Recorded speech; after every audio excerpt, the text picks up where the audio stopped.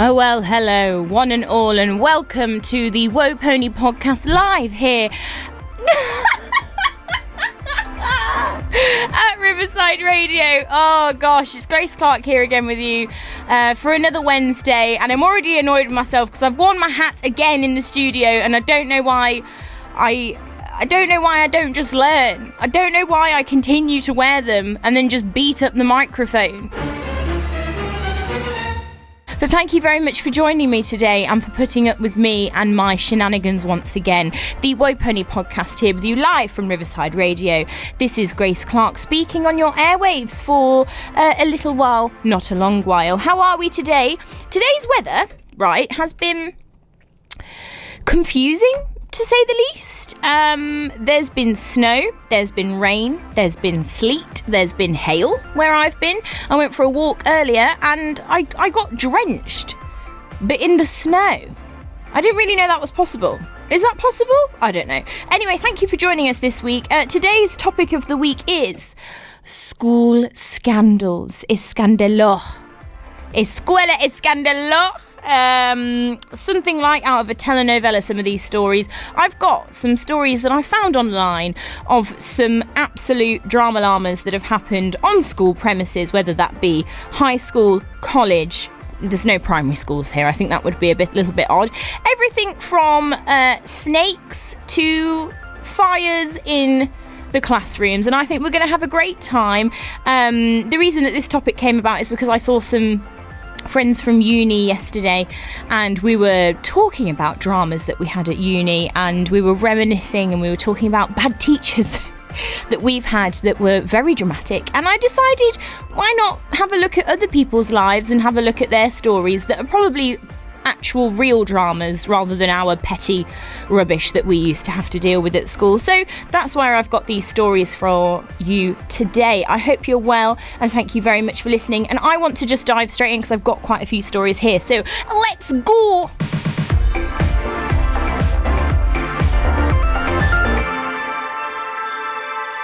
Wow! Every time that jingle plays, it just gets me.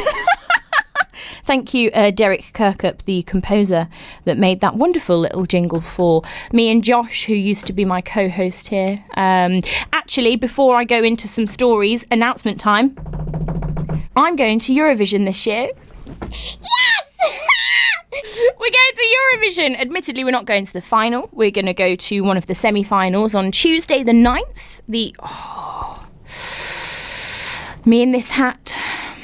I can't take it off, though. I know that's what you're saying. I know you're saying, Grace, just take the hat off. It's not that easy. It's not that simple, okay? Eurovision, 9th of May. It's the day after the King's coronation, supposedly. Didn't know that. Saw that on my little iPhone calendar. Other calendars on phones are available. And we're going to go to the semi-finals in Liverpool. And we haven't quite sorted whether we're going to accommodate or just travel. So that'll be interesting. I heard the word camping uttered from the mouths of my friends that I've booked to go with. So that'll be interesting. That'll be great. In the meantime, though, let's just crack on with what we're doing here and now. Today, our topic of the week is school scandals. And I can't wait to share these with you. And I think we should crack on because I've got quite a few.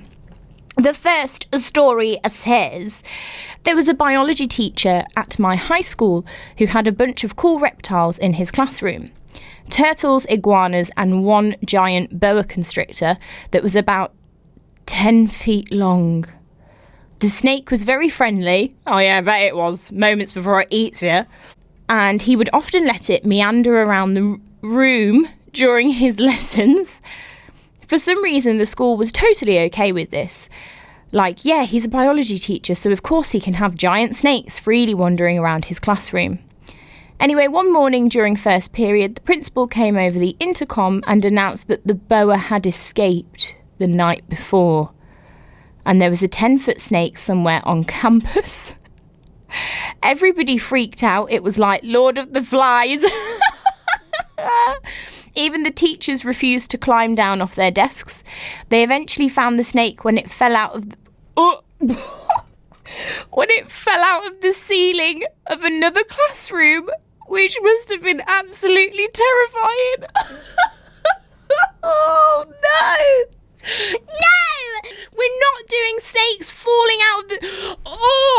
makes me feel...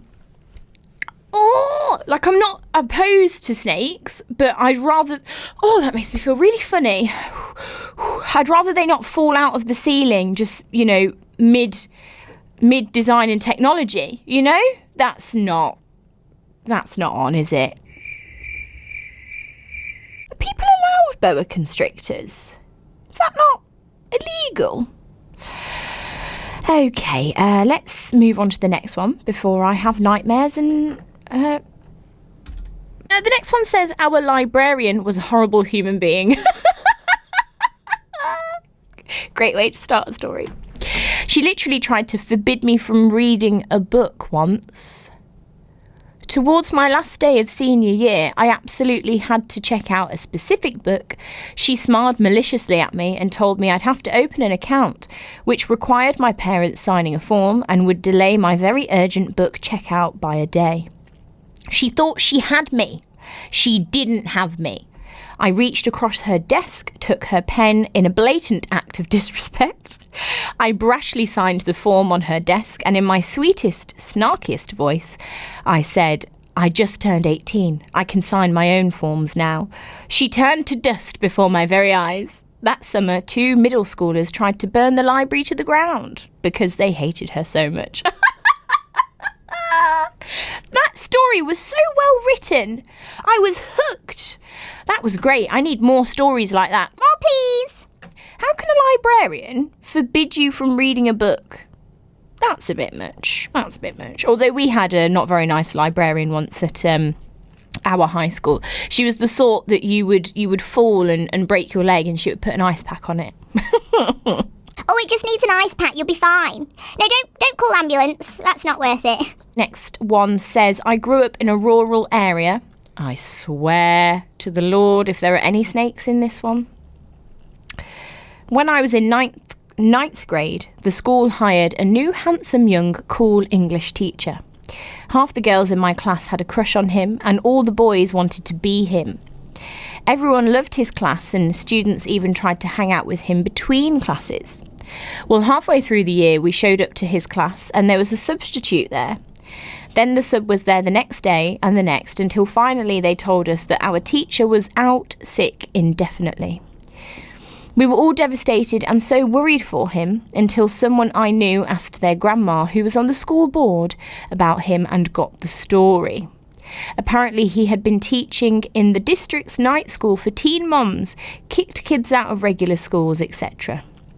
He ran away with one of the students the day after she turned 18, and it was the superintendent's daughter. Oh my goodness me. Okay, for a start, everyone's crying because they're jealous it wasn't them. Secondly, have we all had that teacher that we've had a crush on? I feel like I've had one teacher for every single school. But now that I say that, I can't remember who the one was that I had a crush on in high school. Oh, it was a science teacher. I can't remember his name. That's really bad, isn't it? Well, clearly I loved him a lot. I can't remember his name. Oh, never mind. Okay, the next one says, I went to an all-girls Catholic high school, and our principal, a nun, ran off with the principal of a local all-boys Catholic school, who was a priest. It was kept hush-hush, though we all knew, and we were forbidden to talk about it. In fact, if we ever mentioned it, we had to do a justice under God as punishment, which meant weeding the quad, cleaning out storage closets, and erasing marks left in textbooks. Yes, because that's exactly what God wants you to do. Oh my God, the escándalo! I didn't mean to say, oh my God, that story. Oh, escándalo en la escuela. Oh my gosh. Okay. Next one says, all of the guys in the top 10% of the grade above me used the library printer to make counterfeit bills and use them in the cafeteria to get free lunches. Even the valedictorian did this, who got kicked out and lost his scholarships. Oh, that's genius. What have you done? Use the library printer to make counterfeit bills. How good was this library printer? Was it like a 3D printer? Wow. Shocking. Absolutely shocking. But the initiative of those kids, I think they're going to do pretty well. Next one says, there was a female student basketball player in our school who was emancipated from her family in high school and adopted by her coach's family. There were some whispers about it, but nothing anyone could truly verify. Later on, the coach and his wife got divorced, and the athlete continued living with him. Then she officially graduated from high school, and she and the coach got married 2 months later. He went from her coach to her dad to her husband, all within a year. Okay. That sounds not at all suspicious and really healthy. This one's a quick one. It says, during my freshman year, the senior science teacher was arrested for killing someone in a church parking lot. Wow. I wonder how. Maybe with science. Next one. Shortly after she turned 18, it was discovered that a classmate of mine was pregnant. It wasn't super scandalous for a rural, small town high school until it came out that the father was her best friend's dad. Oh, well, you've got yourself in a sticky situation there, love. That's really not very good, is it? Oh, my goodness me. Oh, okay, right, big one, next one. Okay. Are we strapped in? I'm strapped in. One of my high school English teachers faked a high-risk pregnancy, specifically so she could take off 1 day a week for doctor's appointments. And so the principals and security guards would drive her around campus on a golf cart.